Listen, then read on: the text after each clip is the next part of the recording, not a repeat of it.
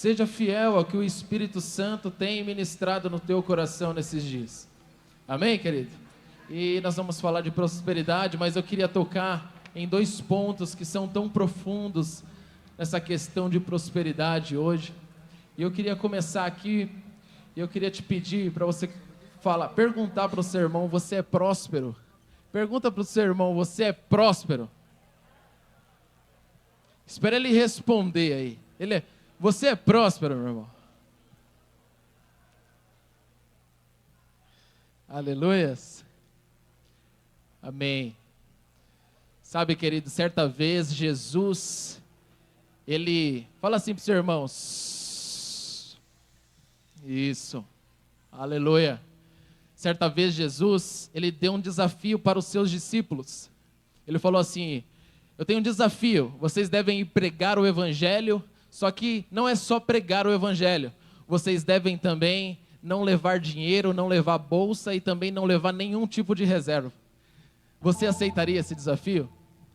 Jesus desafiou os seus discípulos. Ele falou: é o seguinte, eu quero que vocês vá pregar o evangelho, mas vocês não vão levar nenhum tipo de reserva no caminho. E a palavra de Deus diz que eles aceitaram o desafio e eles foram pregar o evangelho sem reservas nenhuma. E aí, poucos dias depois, eles voltam dessa missão que Jesus deu a eles, e eles voltam alegres e cheios de alegria. Eles voltam alegres dizendo: nós expulsamos demônios, nós curamos os enfermos. E aí Jesus diz para ele: e aí, faltou alguma coisa?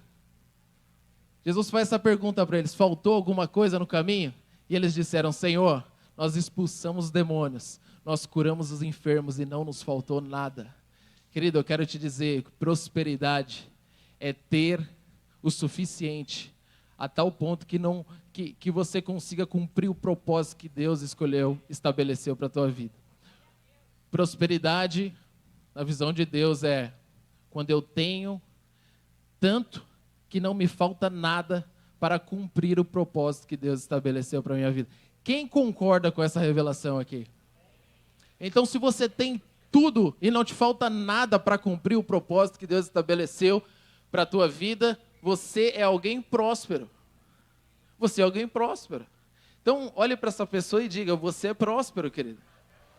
Pergunta para essa pessoa assim: está te faltando alguma coisa para cumprir o propósito de Deus na sua vida? Está te faltando alguma coisa para realizar aquilo que Deus estabeleceu para a tua história? Não. Então você é alguém próspero diante do Senhor. Mas eu quero trazer essa passagem porque o Senhor tem queimado algo no meu coração nesses dias. E se a gente entender que prosperidade é não ter falta de nada para cumprir o propósito, então eu também posso entender que é o seguinte: alguns vão precisar de muito para cumprir o propósito, financeiramente falando. Alguns vão precisar de muito recurso financeiro para cumprir o propósito, mas outros não precisam de tanto, porque a questão financeira não tem a ver com o muito ou pouco, tem a ver com o propósito. Então, se eu entendo que prosperidade é não me faltar nada para cumprir o propósito, eu preciso entender que é o seguinte: alguns vão precisar de muitos recursos financeiros para cumprir o propósito, mas outros não. Outros não.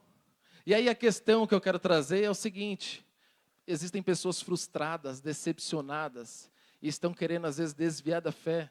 Por quê? Porque existe um desejo de ficarem ricas. O desejo no coração de ficarem ricas está desviando pessoas que são cheias do Espírito Santo. Eu queria que, se puder, abra essa passagem para mim, lá em 1 Timóteo 6, no versículo 8, eu queria compartilhar essa passagem com vocês. E olha que coisa poderosa da parte de Deus. Aleluia. 1 Timóteo 6, isso, do 8. Olha o que está escrito: tendo sustento e com que nos vestir estejamos contentes. Amém? Olha que coisa poderosa. Ora, os que querem ficar ricos, o que acontece?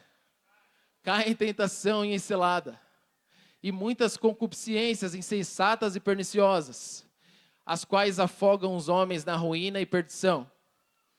Porque o amor ao dinheiro é a raiz de todos os males. E alguns nessa cobiça se desviaram da fé e a si mesmos se atormentaram com muitas dores. Eu estou dizendo aqui que existem pessoas que estão se desviando da fé por causa do desejo de ficarem ricas. Fala assim, misericórdia. Quando nós não entendemos que prosperidade é ter o suficiente para cumprir o propósito, eu começo a desejar uma riqueza que não é minha. Eu começo a dizer o porquê o meu irmão que está na mesma casa, que serve o mesmo Deus, é rico e eu não. Ué, eu estou na mesma casa, eu sirvo o mesmo Deus. Por que o meu irmão do meu lado é rico e eu não? E aí começa a gerar uma frustração no seu coração. E você fala, não, por quê? Mas não tem a ver, às vezes, com uma pessoa, tem a ver com o propósito que Deus estabeleceu para a vida dela. Eu preciso andar em paz, porque eu entendi que é o seguinte: alguns vão ter muitas riquezas financeiras por causa do propósito, mas outros nem tanto. Será que nós, como igreja, conseguimos andar em paz sabendo disso?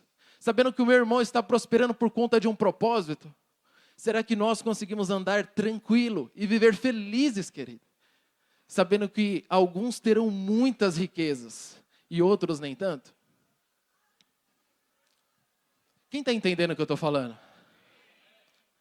Alguns estão se desviando da fé porque querem viver uma vida que não é deles. As pessoas estão se desviando, estão frustradas e decepcionadas porque querem viver um propósito que não é deles. Agora, não ter riqueza financeira não quer dizer que vai te faltar também. A palavra diz que não vai te faltar nada para cumprir o propósito. Não vai te faltar nada para cumprir o propósito, querido. Isso é mais importante que tudo. Então, eu quero te dizer uma coisa. Os discípulos em Emaús, eles estavam voltando decepcionados e frustrados. No caminho de Emaús, eles estavam frustrados. Por que eles estavam frustrados? Porque eles achavam que Jesus ia vir e ia fazer de um jeito que eles esperavam, e aí não aconteceu do jeito que eles esperavam. Eles estavam voltando decepcionados daquele caminho, porque eles falaram, Jesus ele ia remir Israel e ele ia governar o povo, e não aconteceu do jeito que nós esperávamos. Eles estavam frustrados e decepcionados. Alguns, por não ficarem ricos, estão frustrados e decepcionados, porque Deus não está fazendo do jeito que eles esperam. E aí fica cansado. Muitos andam cansados e desanimados, porque não entendem isso, queridos. Eu quero te falar de novo, não vai te faltar nada para cumprir o propósito. Isso é suficiente para você? Então fala para o seu irmão assim, não vai te faltar nada para cumprir o propósito. Aleluias. Essa é uma revelação da parte de Deus sobre prosperidade. Mas existe algo mais profundo ainda que eu quero compartilhar com vocês. Eu quero falar da história de Jacó. Quem conhece aqui a história de Jacó? Como é que é aquela música? Jacó segurou o anjo, agarrou o anjo e não deixou. É isso. Então essa história é tão poderosa. E Deus me falou algo mais profundo ainda sobre prosperidade a respeito dela. A Bíblia fala que Jacó lutou com Deus a noite toda. Nem um lutador de UFC consegue, amigo. Lutador de UFC aguenta 2 rounds, o máximo, 3, 15 rounds, mas uma noite toda não. Jacó lutou a noite toda com Deus. E a Bíblia fala que ele agarrou o anjo de tal forma que ele falou assim, anjo, eu não vou te deixar enquanto você não me abençoar. Eu não vou te largar.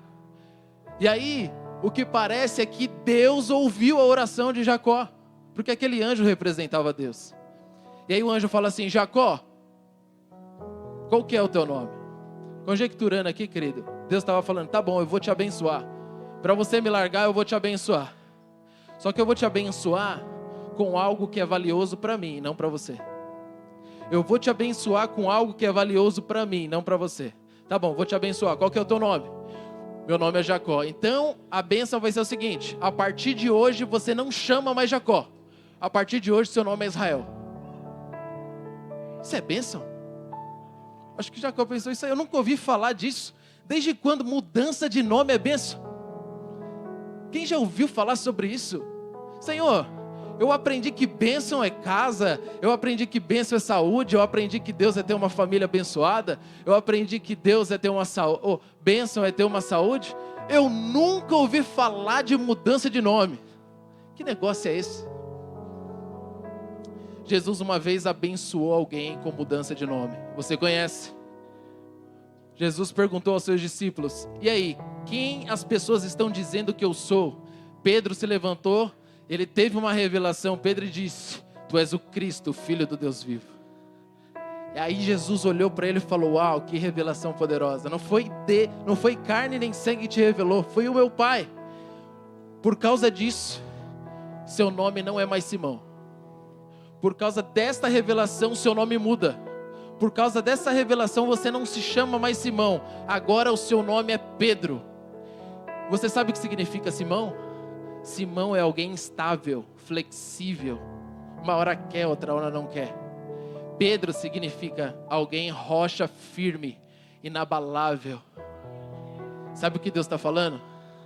Todas as vezes toda vez que vem uma revelação sobre a nossa vida, aquilo que te afastava do caminho do Senhor, aquilo que te tirava do propósito de Deus, a mudança de nome é: agora você não é mais instável, Pedro.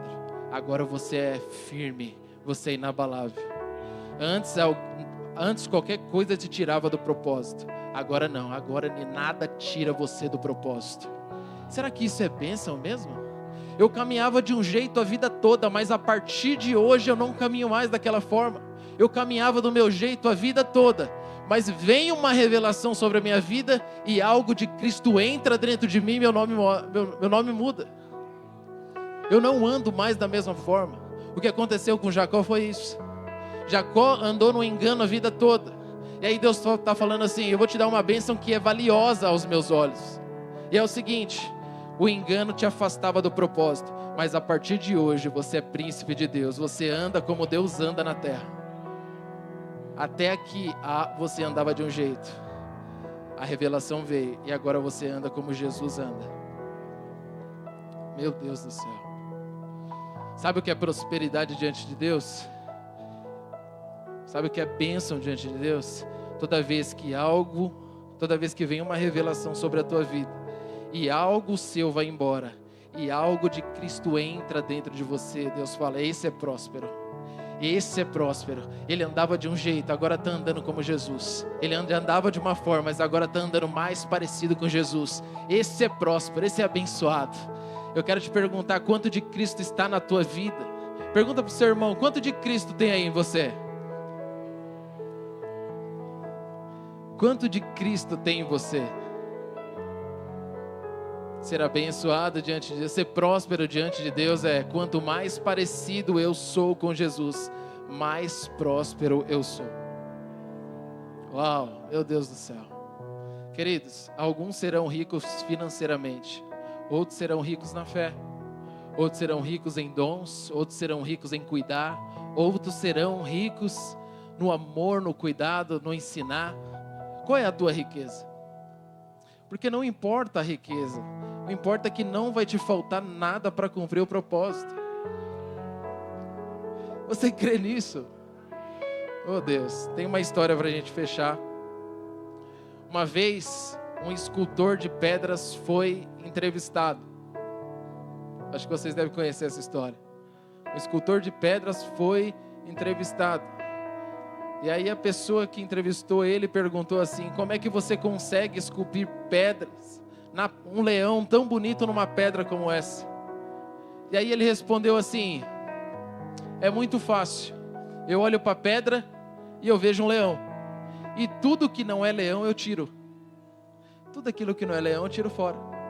Eu quero te falar uma coisa: Jesus, você é uma pedra viva nas mãos do Senhor. Ele olha para você e não vê você, ele vê Jesus. Tudo aquilo que não for Jesus na sua vida vai embora, amém? Vai embora, vai ter que sair em nome de Jesus. Hoje eu oro para que a nossa mentalidade, a nossa forma de ofertar e dizimar seja parecida com Jesus. Quando você vier ofertar, pergunte para Jesus quanto você deve ofertar. Como o Senhor Jesus ofertaria hoje? E aí seja como Ele, até na maneira de ofertar, até na maneira de dizimar. Amém? Pode levantar.